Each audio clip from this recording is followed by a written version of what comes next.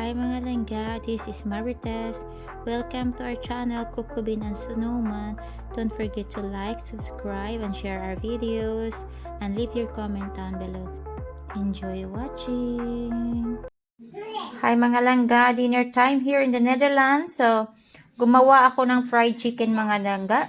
Tapos yung fried chicken natin mga langga, ayan, super crispy siya mga langga. Ayan. Ayan. Yan. Sobrang crispy siya mga langga. Ang ginawa ko, binrain ko muna siya.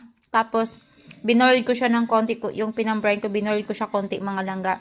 Tapos, pinatuyo ko siya.